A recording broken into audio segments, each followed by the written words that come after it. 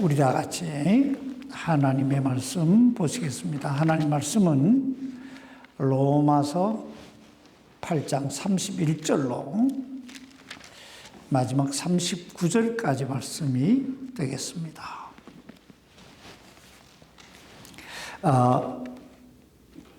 교독하십시다. 오랜만에. 그런즉 이 일들에 대하여 우리가 무슨 말을 하리요? 만일 하나님께서 우리를 위하시면 누가 우리를 대적하리요? 자신의 아들을 아끼지 아니하시고 우리 모두를 위해 그를 드리셨으되 어찌 자를 위하여 또한 모든 것을 우리에게 가서 지키기 하시느냐. 누가 하나님께서 택하신 자들을 무슨 일로 고소하리요? 의롭다 하시는 분은 하나님이시니 누가 정죄하리요? 죽으신 분은 그리스도시요 살아서 사시는 분도 그리스도시니 바로 하나님의 은혜이시며 또한 우리를 위하여 죽으셨습니다. 누가 우리를 그리스도의 사랑에서 떼어 놓으리요? 환난이나 곤경이나 핍박이나 기근이나 벌거벗음이나 위험이나 칼이랴. 이것은 기록된 바 우리가 정직하고 주를 위해 죽음을 당하며 고소할 당할 장자를 기록했나이다. 누가 같습니다. 아니라 이 모든 것 가운데서 우리는 우리를 사랑하신 그분을 통해 정복자들보다 더 나은 자들이니라.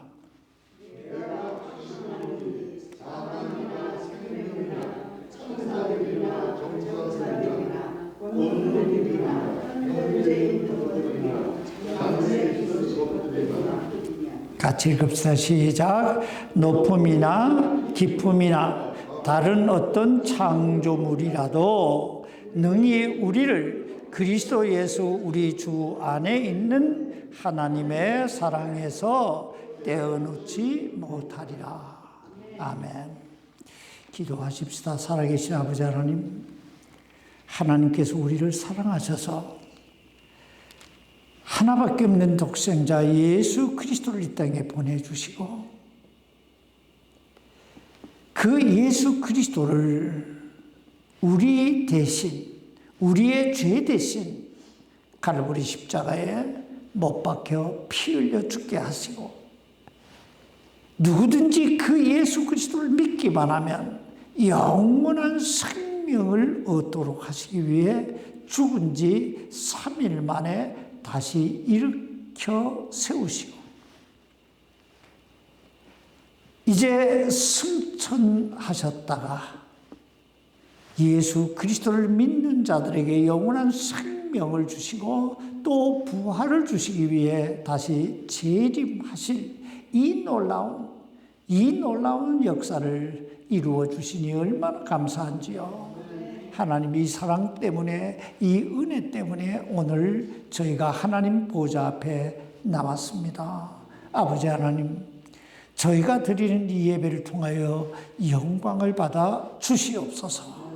그리고 오늘 이 시간 다시 한번 하나님의 음성을 듣게 하시고 우리를 향하신 하나님의 뜻이 무엇인가 재발견하고 하나님 뜻대로 살다가 때가 되매 할렐루야 찬송하며 그 하나님 나라에 입성할 수 있도록 도와주옵소서.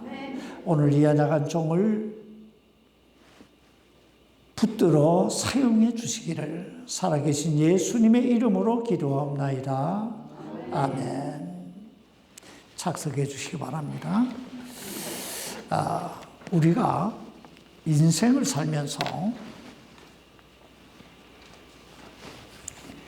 부딪히게 되는 여러 가지 삶의 과제들 가운데서 성공하느냐, 실패하느냐, 승리하느냐, 패배하느냐 하는 것은 내가 얼마나 내 인생에 대해 뚜렷한 목적의식을 가지고 살았느냐.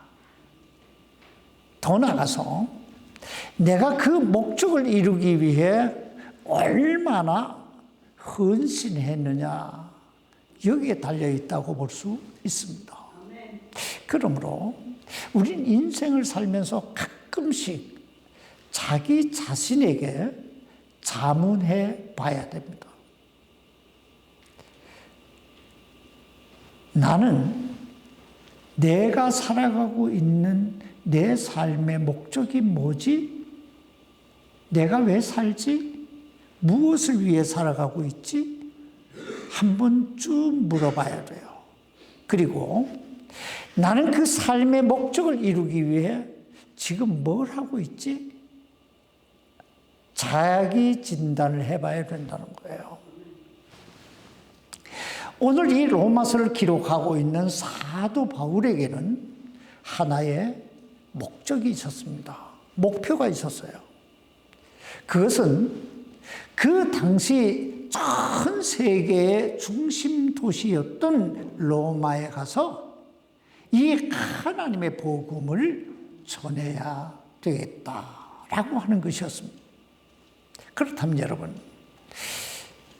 복음이 뭐길래, 하나님의 복음이 무엇이길래 사도 바울은 그토록 로마에 가서 이 복음 전하기를 그렇게 간절히 원했을까요? 복음이란 문자 그대로 복된 소식이라는 뜻이지요. 그렇다면 우리 인간에게 가장 복된 소식은 무엇일까요? 제가 이 로마서 강해를 시작하면서 이 로마서는 하나님의 복음의 책이다 라고 말씀을 드렸어요.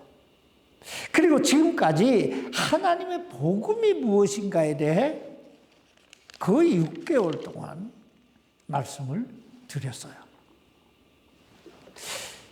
그리고 오늘 이 로마서 8장을 마치고 나면 이 로마서 두 번째 단원인 하나님의 복음을 믿음으로 구원받은 그리스도인은 어떻게 살아야 되는가, 어떤 삶을 살아야 되는가 하는 그리스도인의 삶에 대해 말씀을 나누게 될 것입니다. 그러므로 아직까지도 이 하나님의 복음이 무엇인지 명확하게 정립되지 못하신 분들이 계시다면 오늘 이 시간 다시 한번 잘 들어보시기 바랍니다. 사도 바울은 로마에 살고 있던 성도들에게 이 편지를 쓰면서 로마서 1장 1절로 17절까지 해서 간단하게 자기소개를 합니다. 그리고 나서 로마서 여기 1장 18절로 3장 20절까지 말씀해 보면 인간은 하나님의 진노 아래 있다라고 하는 엄청난 폭탄 같은 선언을 하고 있습니다. 그러면서 그는 그 이유는 인간은 모두가 인류의 조상 아담으로부터 죄의 성품을 물려받고 태어난 존재이기 때문에 죄인이라는 거예요. 그래서 하나님의 진노 아래 놓이게 됐다는 거예요.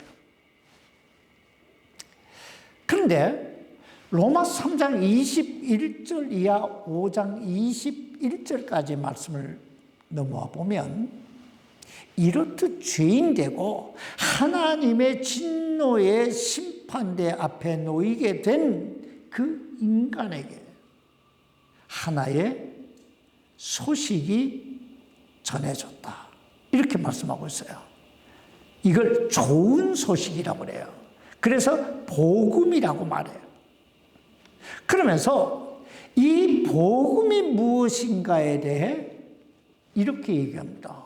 사랑과 긍휼에 풍성하신 하나님께서 당신의 아들 예수 그리스도를 이 땅에 보내주시고 그 죄인된 인류의 죄를 위하여 그 인류의 죄를 대신 그 한 몸에 짊어지시고 갈보리 십자가에 못 박혀 피 흘려 죽으시고 그 죄인된 인류에게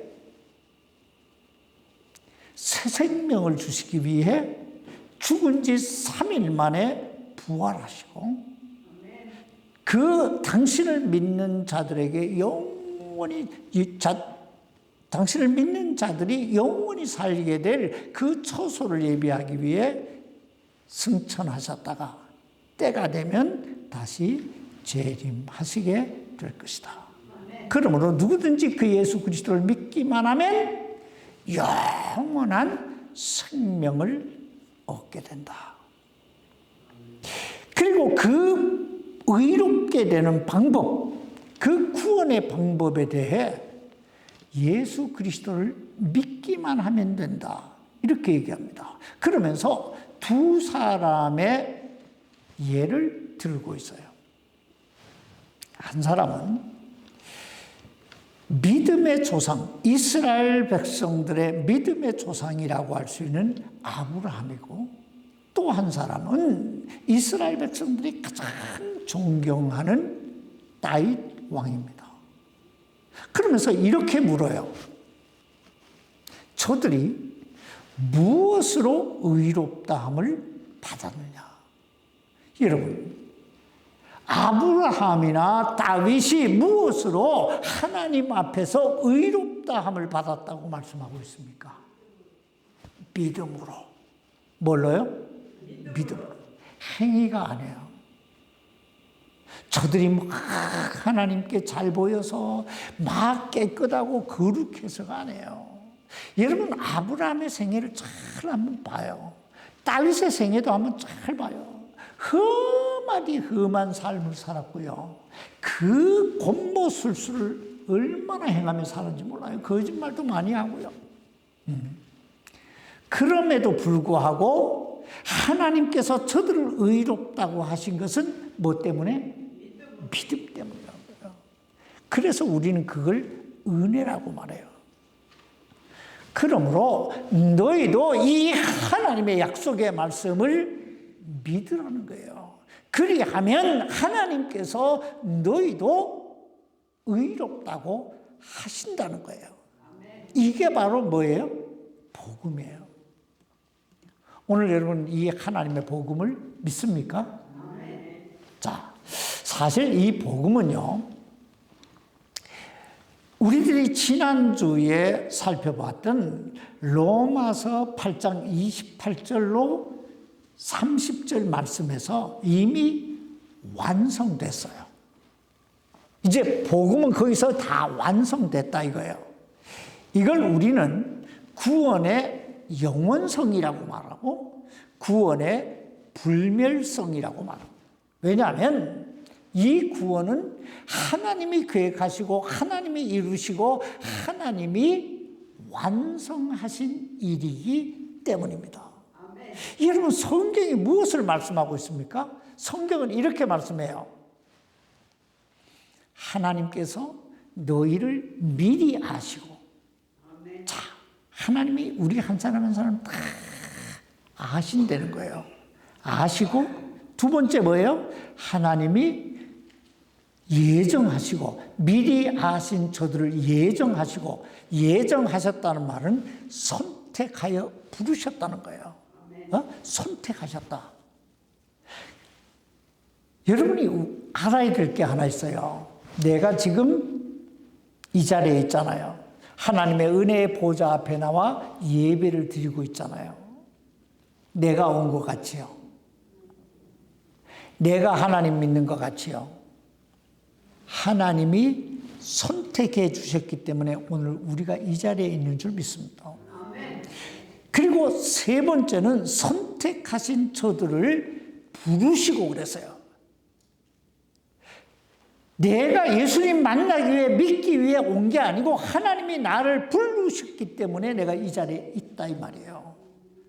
부르시고 그 다음에 네 번째 단계에 가면 의롭다 하시고 이랬어요. 우리가 예수 믿은 게 아니에요. 하나님이 나를 믿게 하신 거예요. 그리고 내가 의로워지려고 노력한 게 아니고 하나님이 의롭다고 불러주신 거예요. 이걸 보고 뭐라고 그러냐? 칭의라고 그래요. 실제적으로 난 의롭지 않은데 하나님이 그냥 의롭다고 너 의로워 하고 딱 도장을 찍어주셨다 이 말이에요. 그 다음에 다섯 번째 단계가 의롭다 하신 너희를 영화롭게 하셨느니라. 영화의 단계예요. 그러니까 구원은 여기에서 완성이 된 거예요. 여러분 이 세상에서 가장 확실한 게 뭔 줄 아세요? 인간의 죽음보다 미국은 텍스 안 내면 안 된다 그러잖아요. 텍스 내는 일보다 인간이 죽는 일보다 더 분명하고 더 확실한 일은 이 하나님의 약속의 말씀이에요.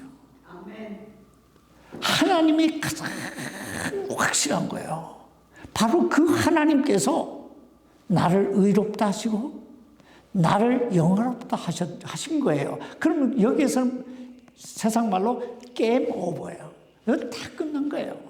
더 이상의 무슨 말이 필요치 않는 거예요. 그러므로 복음은 하나님께서 나를 영화롭게 하셨느니라 하는 이 말씀에서 그냥 완성된 거예요.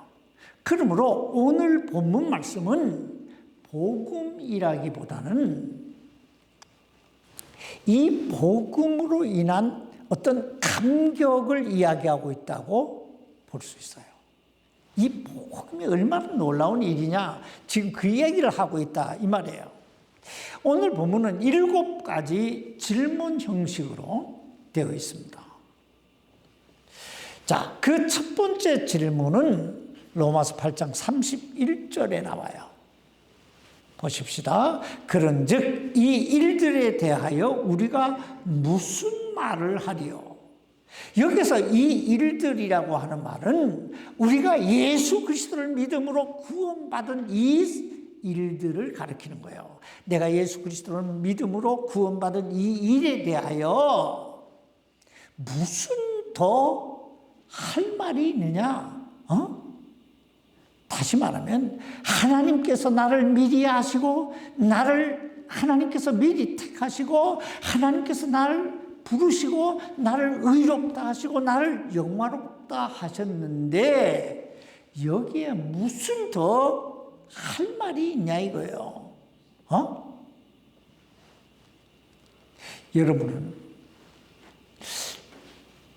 자기가 구원받은 이 사실에 대해 더 할 말이 있습니까? 여러분 우리가 신앙생활 하다가 이런 때 있잖아요. 내 믿음이 흔들릴 때, 내가 알게 모르게 죄를 짓고 어느 날인가 그 양심의 가책을 느끼고 있을 때 가장 먼저 나를 찾아오는 손님이 하나 있는데 그 손님이 누군 줄 아세요? 그 손님이 마귀예요. 와가지고 나를 탁 옆구리 찔러요. 야, 너 그러면서 예수 믿는다 할 수 있어? 너 그러면서 천국 간다 할 수 있어? 너 의롭다 할 수 있어? 하고 옆구리 푹푹 찌르는 거예요. 그럴 때 믿음이 다운되어 있을 때 그 속삭임이 더 크게 들려요. 그럼 우리는 어떻게 반응을 하느냐? 그래, 네 말이 맞는 것 같아. 자, 그러나 여러분, 여기에 분명히 그러잖아요. 무슨 더 할 말이 있냐 이거요. 하나님이 이미 의롭다 하셨는데 뭔 더 할 말이 있냐? 더 할 말이 없는 거예요. 두 번째 질문은 31절 말씀 계속 보세요. 만일 하나님께서 우리를 위하시면 누가 우리를 대적하리요? 오늘 여러분 생각은 어떠세요? 하나님이 우리를 의롭다 하시고 하나님이 우리를 위하시는데 누가 우리를 대적할 수 있겠어요?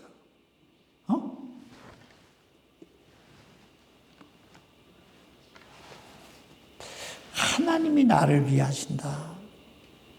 하나님이 내 편이시다. 여러분 이런 생각해 보셨어요? 하나님이 내 편에 계신다.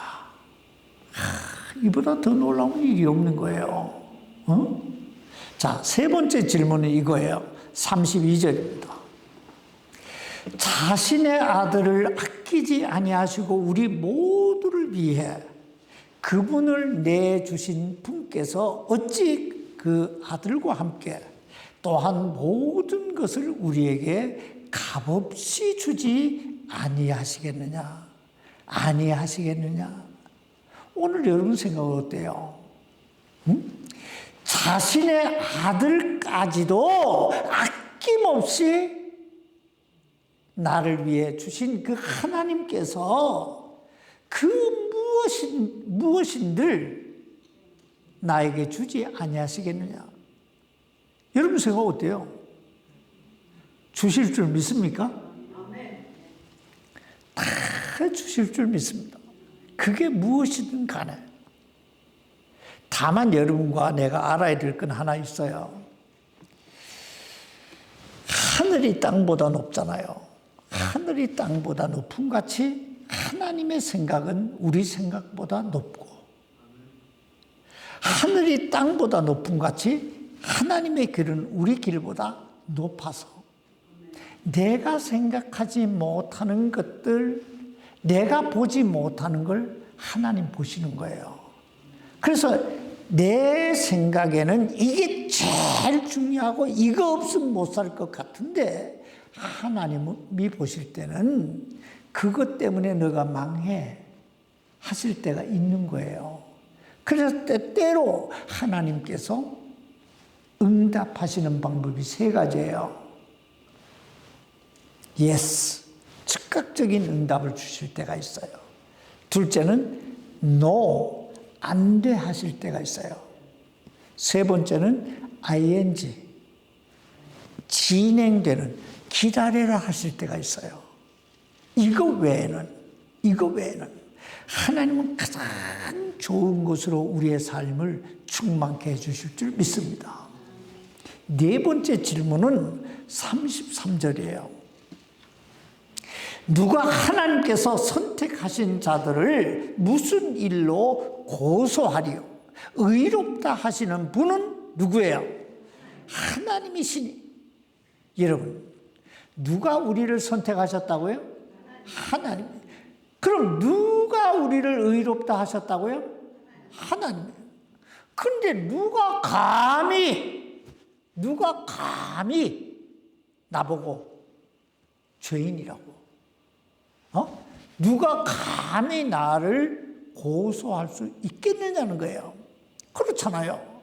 만왕의 왕이 되시고 만주의 주가 되신 하나님이 나를 선택하시고 나를 의롭다 하셨는데 끝났잖아요. 끝난 거예요. 우리 믿어야 해요, 이걸. 다섯 번째 질문은 34절입니다. 누가 정죄하리요? 죽으신 분은 그리스도시요. 참으로 다시 일어나신 분도 그리스도시니 그분께서는 바로 하나님 오른편에 계시며 또한 우리를 위해 중보하시느니라. 여러분, 누가 우리 대신 갈보리 십자가에 못 박혀 죽으셨다고요? 그리스도가. 그럼 누가 우리에게 생명을 주시기 위해 3일 만에 다시 일어나셨다고요?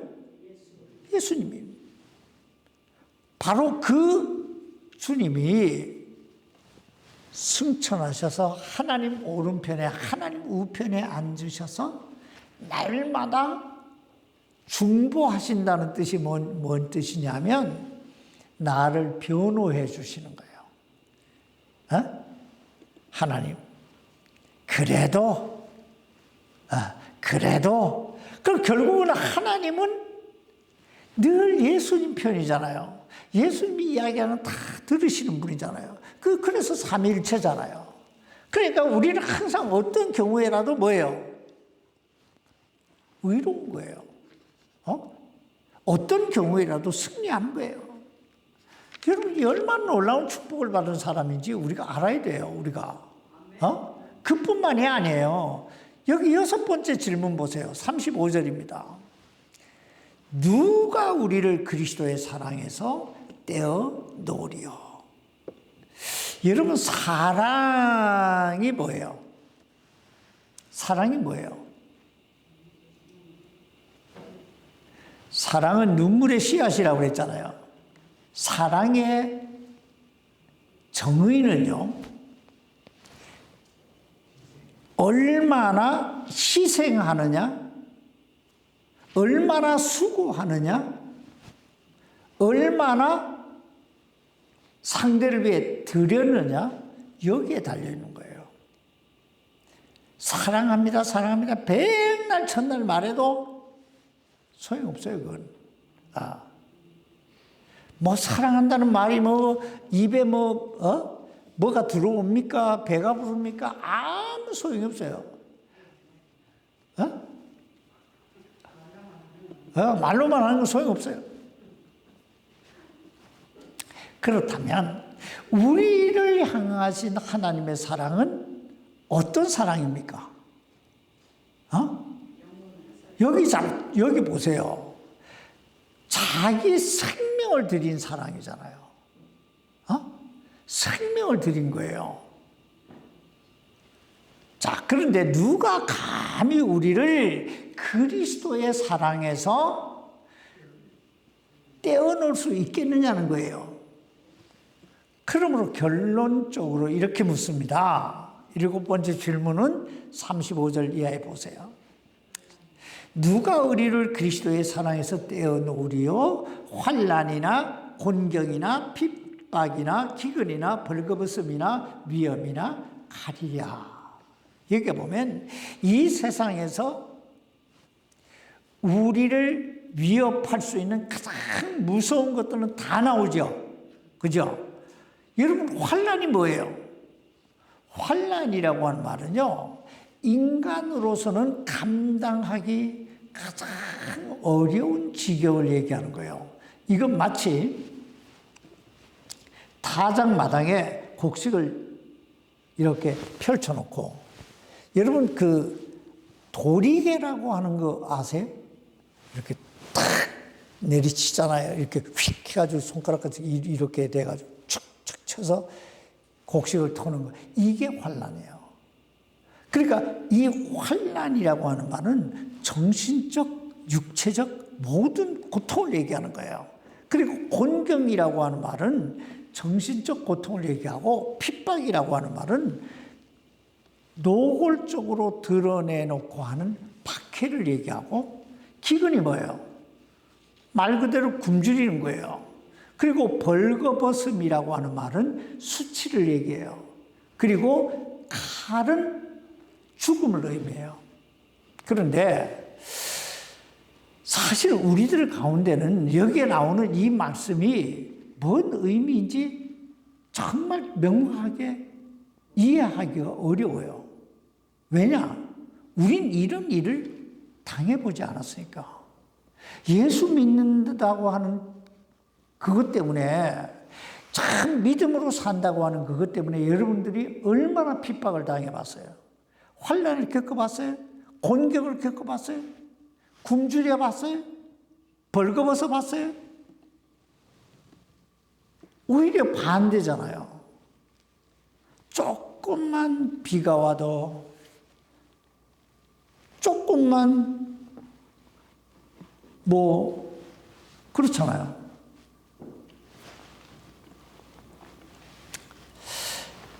자, 예수님 때문에 요즘 우리가 살고 있는 이 시대처럼 참 좋은 시대는 없는 거예요. 여러분 날마다 감사하며 살아야 돼요. 그러나 사도 바울이 이 로마서를 기록할 당시만 해도 이것이 무슨 의미인지 금방 알 수가 있어요. 여기 로마서 8장 36절 말씀 보세요. 이것은 기록된 바 우리가 종일토록 주를 위해 죽임을 당하며 도살당할 양같이 여겨졌나이다 함과 같으니라. 주를 위해서 우리가 종일토록 죽임을 당하고 도살장에 끌려가는 양같이 그렇게 살았다 이 말이에요.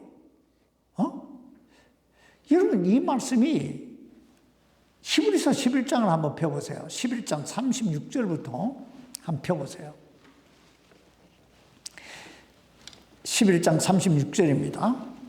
또 다른 이들은 심한 조롱과 채찍질 뿐 아니라 참으로 또한 결박과 옥에 갇히는 시련도 겪었으며 돌에 맞기도 하고 톱으로 잘리기도 하며 시험을 받기도 하고 칼로 죽임을 당하기도 하며 양가죽과 염소 가죽을 입고 떠돌아다니며 궁핍과 고난과 고통을 당하였으니 세상은 이런 사람들에게 합당치 아니하였느니라.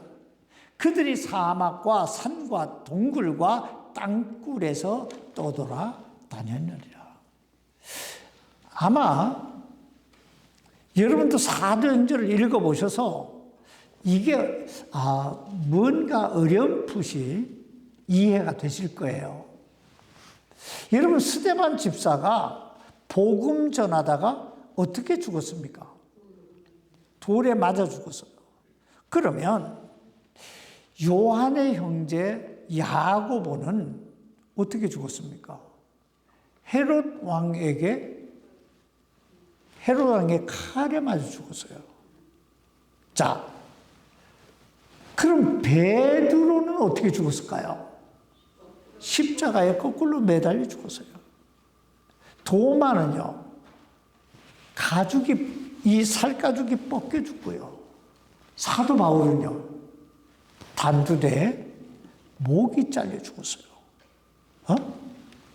또 어떤 성도들은요, 예수 믿는다고 하는 그 이유 하나 때문에 그 뜨거운 중동의 사막 한가운데 양의 가죽을 입고 염소의 가죽을 입고 버려지는 거예요. 여러분 그 양을 금방 잡아서 축축한 양 가죽을 입고 그 뜨거운 태양볕 아래 있으면 어떻게 될까요? 어떻게 되겠어요? 이게 쪼여들어요. 이 가죽이 쪼여들어서 뼈가 부러지고 심장이 터지고 오장육부가 다 쪼그라져 죽는 거예요.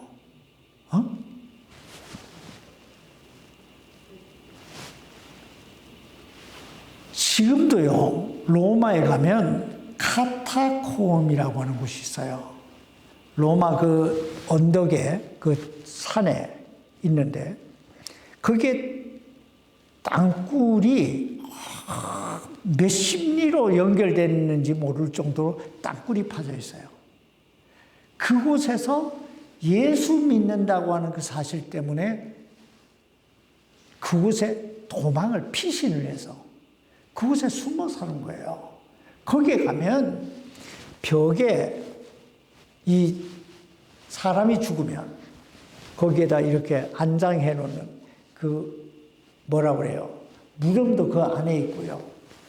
곳곳에 이렇게 코너도 그러니까 로마 군인들이 잡으러 오니까 안 잡히기 위해서 아주 미로를 만들어 놨어요.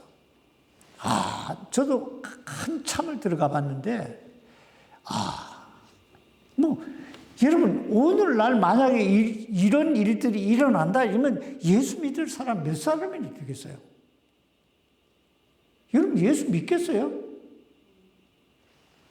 차라리 집에서 놀지.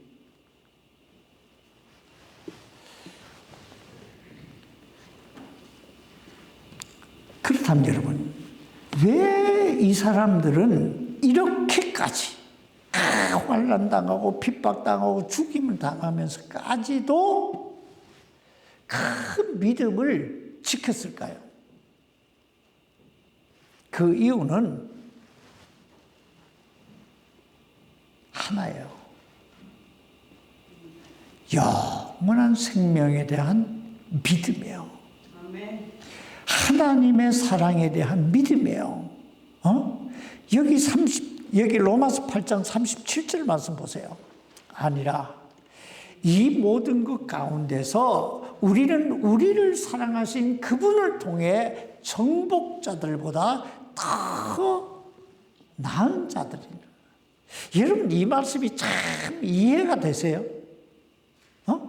맞아 죽어가면서, 굶어 죽어가면서. 이 말씀은 이런 뜻이에요. 이 모든 것 가운데서, 즉 우리가 예수님을 믿는다는 그 이유 하나 때문에 당하는 그 환난과 핍박과 굶주림과 시욕과 죽음 가운데서도 우리는 우리를 사랑하신 그분을 통해 정복자들보다, 즉 우리를 그렇게 잡아 죽이는, 우리를 그렇게 핍박하는 그 사람들보다 더 나은 자들이다. 여러분, 어떻게 환난 당하는 사람이, 핍박을 받는 사람이, 여기에 죽임을 당하는 사람이 죽이는 사람보다, 환난을 주는 사람보다, 핍박을 하는 사람보다 더 나을 수 있을까요? 어떻게 더 나을 수 있을까요? 그 이유는요, 잘 들으세요. 그 이유는 이거예요. 정복자들은 오늘을 위해 오늘을 사는 사람들이고, 우리 구원받은 그리스도인들은 오늘 내 삶에 환난과 핍박과 죽음이 온다 할지라도 그분을 통해, 즉 예수 그리스도를 통해 그날 그 하나님 앞에서 영원히 살게 될 사람들이기 때문입니다. 다시 말하면 정복자들은 순간을 위해 영혼을 버린 사람들이라면, 우리 예수 믿은 사람은 영혼을 위해 이 순간을 기꺼이 희생할 줄 아는 사람이다. 그래서 더 나은 사람. 그렇습니다. 우리 구원받은 그리스도인은 영혼을 위해 오늘을 사는 사람들이에요. 그러므로 어떤 환난, 어떤 핍박이 온다 할지라도, 아니 그것이 설령 죽음이라 할지라도 기꺼이 그 길을, 그 믿음의 길을 당당히 걸어갔던 거예요. 왜냐하면 우리를 향하시는 하나님의 사랑이 우리를 붙들어 주시기 때문입니다. 사실이요, 이거 아니면 여러분 한번 그 예수님의 12 제자들에 대해 생각해 봐요. 전 가끔씩 생각해 봐요. 예수님이 잡히시던 밤에, 그 새벽에 저들이 어떻게 했어요? 다 도망가잖아요. 그리고 예수님이 십자가에 못 박혀 죽으셨을 때 저들이 뭐라 그래요? 베드로는 이제 난 물고기 잡으러 가야지. 본업으로 돌아가겠다는 거예요. 다 가잖아요. 그랬던 사람들이 예수님이 십자가에 못 박혀 죽으시고 부활하시고 나서 저들이 하나 둘씩 막 예수님께 와요. 그리고는 저들이 변해요. 예수님을 위해서 뭐 감옥도 들어가고, 그리고 막 십자가를 거꾸로 지기도 하고 막 죽기도 하고 하는 거예요. 어떻게 이럴 수 있었을까? 저들 안에 하나님의 성령이 임하신 거예요. 성령이 임하신 사람은요, 내가 아무리 연약한 것 같아도 가장 결정적인 순간에 놀라운 능력을 발휘하는 거예요. 우리가 지금 팀이 한 것 같잖아요. 아니에요. 아니에요. 절대로. 여기 38절, 39절 보고 마칩시다. 내가 확신하노니 사망이나 생명이나 천사들이나 정사자들이나 권능들이나 현재 있는 것들이나 장래 있을 것들이나 높음이나 깊음이나 다른 어떤 창조물이라도 능히 우리를 그리스도 우리 주 안에 있는 하나님의 사랑에서 떼어놓지 못하리라. 무슨 말입니까? 이 말씀 한마디로 우리를 향하신 하나님의 사랑은 무엇도 막지 못한다는 거예요. 그 무엇도 끊어놓지 못한다는 거예요. 그 무엇도 떼어놓을 수 없는 영원한 생명을 가지고 있다는 거예요. 오늘 우리는 이 생명 가운데 사는 영원한 생명 가운데 사는 하나님의 아들, 딸들인 줄 믿습니다. 하나님의 그 놀라운 사랑이 우리를 오늘도 꽉 붙들어 주시기를 예수님의 이름으로 축원합니다. 기도하십시다. 살아계신 아버지 하나님, 하나님이 우리를 이렇게 사랑하셔서 우리에게 다시 한번 너는 어떤 사람이다 이렇게 말씀해 주시니 정말 감사합니다. 우리는 하나님의 사랑 속에 사는 사람이고 하나님의 보호하심 속에 사는 사람이고 하나님이 인정해 주시는 그런 사람들인 것을 다시 한번 확인하게 해주시니 감사합니다. 아버지 하나님, 이제 우리가 믿음으로 살게 하옵소서. 어떤 환난이 와도 어떤 핍박이 와도 어떤 상황에 내가 놓인다 할지라도 하나님의 사랑을 의심하지 말게 하시고 하나님의 그 능력의 손길을 더욱더 의지해서 믿음으로 세상을 이기는 자들이 되게 해 주시옵소서. 살아계신 예수님의 이름으로 간절히 기도하옵나이다. 아멘.